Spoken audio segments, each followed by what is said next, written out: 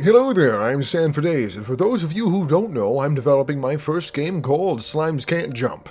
You might see that there's two copies on the screen right now. Can you tell the difference? It's kind of big. Let me give you a little hint. The one on the left is on my phone, and the one on the right is on my computer. That's right, we now have a working phone version, and I gotta say, I think I've accidentally been making a mobile game this whole time. And actually, none of this was intentional. I just wanted a game that had simple controls, that way I could manage it on my first project, as well as then I decided to try to make a mobile version so I could show my little nephew who wanted to see it. Now, the process of exporting for a mobile device such as an Android phone is absolutely a pain in the hind end. I wouldn't recommend it to anybody, but I did it. Now, excuse me for 2.5 seconds while I go nerd talk. I was trying to fix the export settings so I could use the Android SDK to make this whole thing on like Android game system, all that jazz. It was not working because the tutorial I used, which I used Muddy Wolf for, it was a great tutorial, was missing one piece of information. And that's what to do for the Java SDK path because I couldn't figure it out, but it turns out it's actually looking for the JDK, and that's okay, it's just before the bin folder. I found that out because of Reddit. Thank you, Reddit gods. And now time to answer the question everybody's been waiting for. How did I manage to program controls on a phone for a game that is so advanced, that has so many inputs? I'm glad you asked, because this is a very big brain solution that most regular people could have never thought of. I put two gigantic pressure areas on the screen.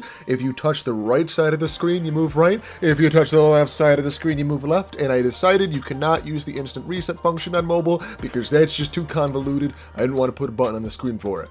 I know, genius solutions, give me some kind of award. And the last question you're probably asking is, wait a second, if you're playing it on your phone, does that mean I can play it on my phone? I mean, it kinda means that if you have an Android device and you know how to install an APK file, because I put it on the itch.io. I think I'm just excited to share this with everybody because I can't believe it works on my phone in the first place, and secondly, it feels really good on the phone, like, shockingly good, perhaps better than it does on the PC. And I know the initial capture that I showed you in the beginning of the video had a little bit of a choppy frame rate, but that's just my phone failing to capture. It has a really bad ability at, doing a screen record. So that's not the game, it's really just the recording. I really did just want to share this with you because I couldn't be happier with the mobile version after fighting with it for literally hours trying to figure out what I was doing wrong in Godot to get this exported for Android, and now it works just so flawlessly. I'm just so happy. I hope you guys enjoy it too.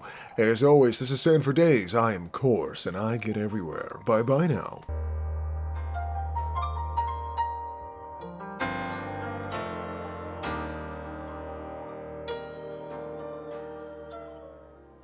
I love cheese.